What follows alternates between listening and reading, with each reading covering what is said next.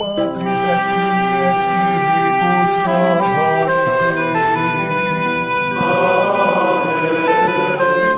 Dominus vobiscum.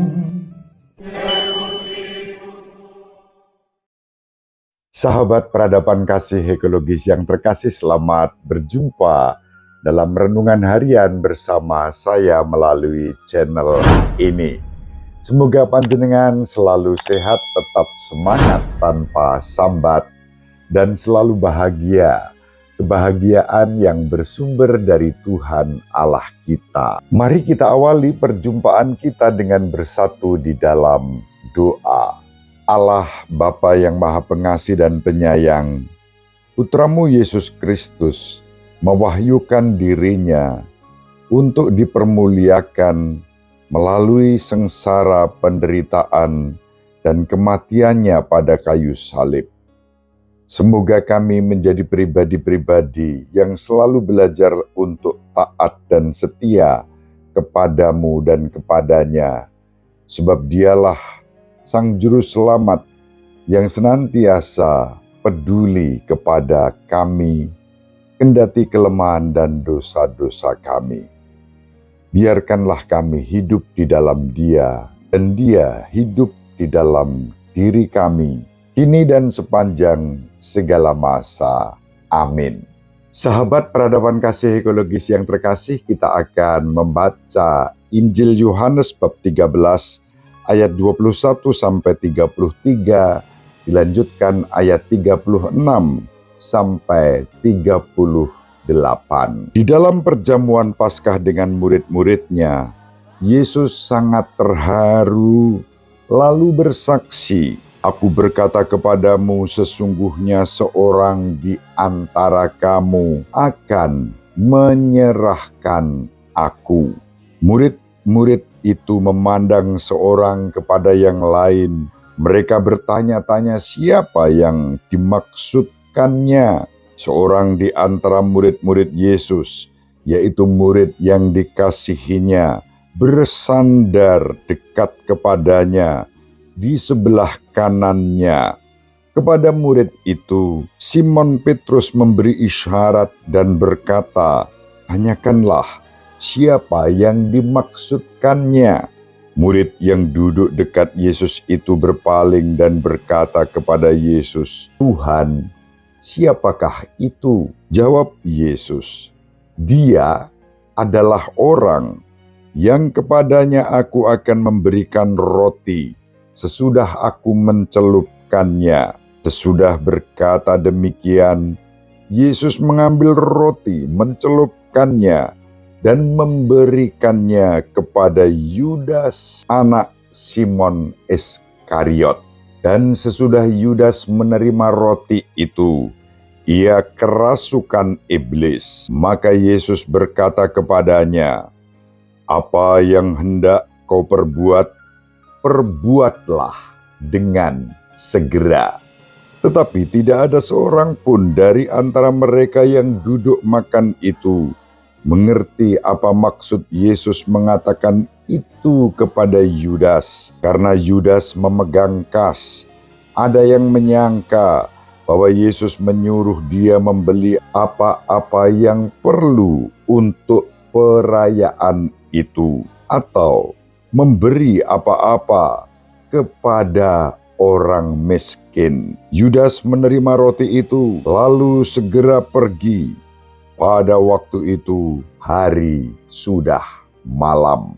Sesudah Yudas pergi, berkatalah Yesus, "Sekarang Anak Manusia dipermuliakan, dan Allah dipermuliakan di dalam Dia.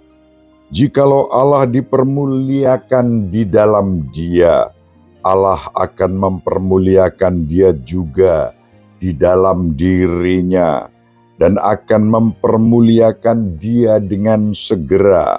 Hai anak-anakku, tinggal sedikit waktu saja aku bersama kamu. Kamu akan mencari aku, dan seperti yang telah kukatakan kepada orang-orang Yahudi, ke tempat aku pergi, tidak mungkin kamu datang. Demikian pula, aku mengatakannya sekarang kepadamu." Simon Petrus berkata kepada Yesus, "Tuhan, kemanakah Engkau pergi?" Jawab Yesus, "Ke tempat aku pergi, Engkau tidak dapat mengikuti aku sekarang, tetapi kelak Engkau akan mengikuti aku." Kata Petrus kepadanya, "Tuhan, mengapa aku tidak dapat mengikuti Engkau sekarang? Aku akan memberikan nyawaku bagimu." Saud Yesus, "Nyawamu akan kau berikan bagiku? Sesungguhnya aku berkata kepadamu, sebelum ayam berkokok, engkau akan menyangkal aku 3 kali." Demikianlah sabda Tuhan. Terpujilah Kristus.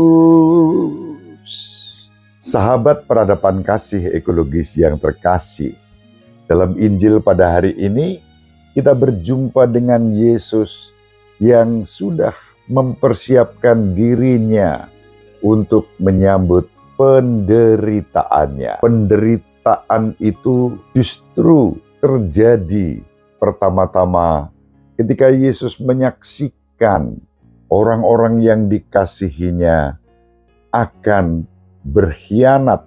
Itu tertuju kepada Yudas dan Petrus. Yudas berkhianat dengan penuh dendam dan serakah. Dia telah mencari kesempatan untuk menyerahkan Yesus kepada imam-imam kepala dan orang-orang Farisi agar dia dapat memperoleh bayaran 30 keping perak yang tidak seberapa dia terima dengan mengkhianati Yesus. Itu yang dikatakan dalam Injil Matius bab 26 ayat 14 sampai 16. Dan yang menarik adalah dikatakan dalam Injil Yohanes yang kita baca tadi, segera setelah Yudas pergi, Yesus mengumumkan kepada para murid lainnya bahwa Anak Manusia dipermuliakan dan Allah dipermuliakan di dalam Dia.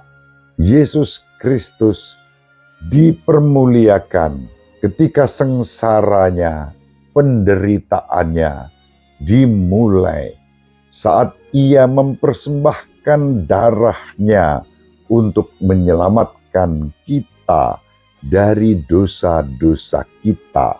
Allah Bapa juga dipermuliakan di dalam penderitaan Kristus karena Sang Putra menanggung penderitaan itu dalam ketaatan melakukan kehendak Bapa. Yesus sendiri sudah menubuatkannya saat bersabda, "Jika biji gandum tidak jatuh ke tanah dan mati, ia tetap hanya sebutir gandum saja.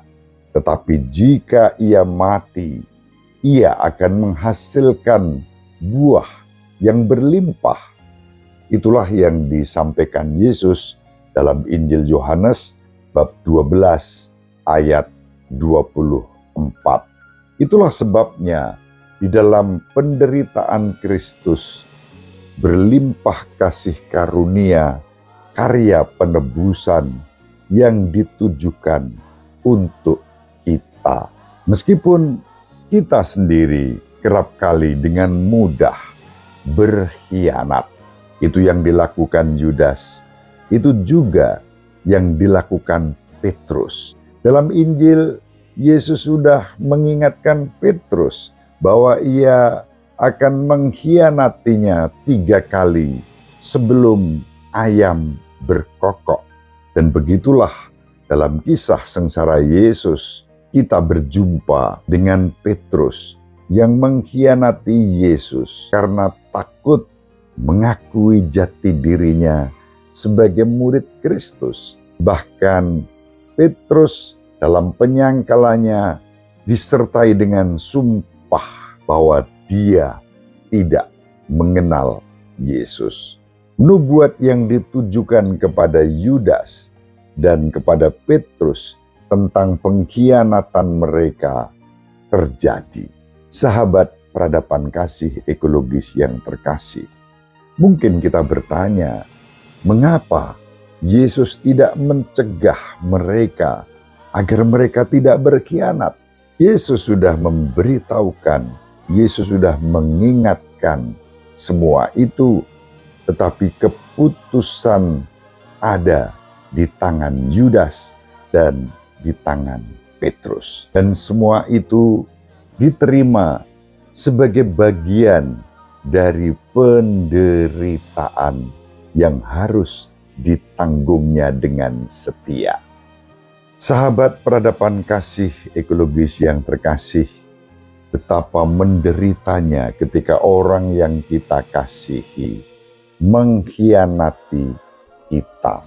Namun bersama Yesus kita bisa belajar untuk tetap memberi ruang kemerdekaan, bahkan pengampunan kepada orang yang mengkhianati kita. Inilah salah satu pesan yang bisa kita timba pada hari ini. Lebih dari segalanya kita diajak untuk bersyukur karena memiliki Yesus Kristus yang rela menderita demi keselamatan kita. Ibu Maria selalu mendoakan kita, Bapak Yusuf merestui kita dengan keheningannya.